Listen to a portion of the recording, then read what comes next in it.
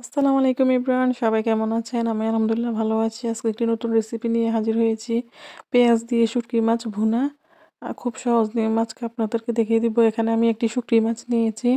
শুটকি মাছটা আমি গরম পানি দিয়ে খুব ভালোভাবে ধুয়ে নেব। এই দেখুন, আপনারা চেষ্টা করবেন যাতে গরম পানি দিয়ে শুটকি মাছটা ধোয়া যায়।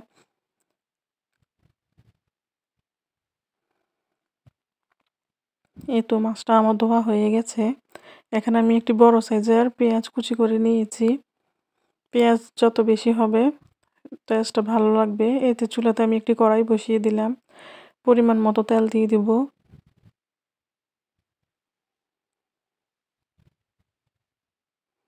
তেলটা গরম হওয়ার জন্য অপেক্ষা করব। এই তো তেলটা গরম হয়ে গেছে। এবার যে পেঁয়াজ কুচিটা ওইটা তেলের মধ্যে আমি দিয়ে দিব।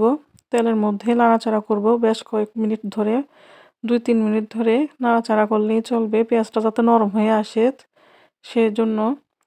মাঝখান দিয়ে বলি, রুবিস রেসিপি চ্যানেলটি সবাই সাবস্ক্রাইব করবেন, শেয়ার করবেন, কমেন্ট করবেন এবং আমার নিত্য নতুন রান্নাগুলো আপনাদের কেমন লাগে অবশ্যই কমেন্টে জানাবেন। এবং শুটকি মাছ কার কার পছন্দ আমাকে কমেন্টে জানাবেন এবং অপছন্দ হলেও জানাবেন। কম বেশ সবারই শুটকি মাছ পছন্দ। এই তো এখানে আমি স্বাদ মতো লবণ দিয়ে দিলাম।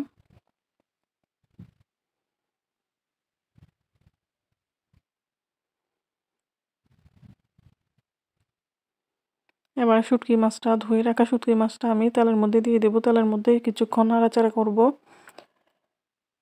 পেঁয়াজের সাথে মিশিয়ে নিব।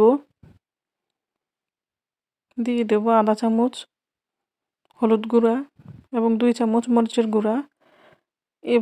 এই শুটকি মাছ ভুনাটা যত ঝাল ঝাল হয় অত ভালো লাগে। যারা ঝাল খেতে পছন্দ করেন 2 চামচের বদলে 3 চামচ দিতে পারেন, বা শুকনো মরিচ ব্লেন্ড করে বা বেটে দিতে পারেন, এতে টেস্টটা আরও ভালো আসবে। আমি এখানে 2 চামচ মরিচের গুঁড়া দিলাম।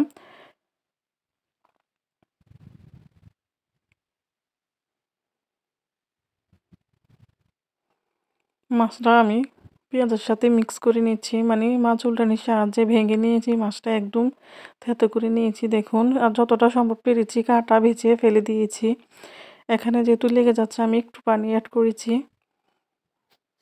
নাড়াচাড়ার মধ্যে থাকবো। এবার পানিটা শুকিয়ে যাওয়া পর্যন্ত আমি অপেক্ষা করব, মানে জাল দিতে থাকবো। মিডিয়াম হিটের থেকে একটু কম হিটে রান্না করবেন, লো হিটের থেকে একটু বেশি হিটে রান্না করবেন। এই তো এবার আমি এখানে কিছু পরিমাণ ধনেপাতা কুচি করে নিয়েছি। ধনেপাতার পরিমাণটা যদি আপনারা বেশি দেন তাহলে কিন্তু টেস্টটা ভালো আসবে। ভাতের সাথে, গরম গরম ভাতের সাথে খেতে অনেক ভালো লাগবে। অনায়াসে আপনি 1 প্লেট ভাত খেতে পারবেন। এই যে ধনেপাতার পরিমাণটা দেখুন, আমি অনেকটা পরিমাণে ধনেপাতা দিয়েছি।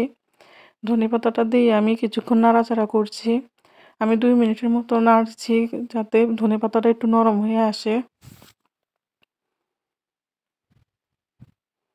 এই তো আমার রান্না শেষ। আমি গ্যাস অফ করে দেবো। এবার একটি বাটিতে আমি সার্ভ করে নেব।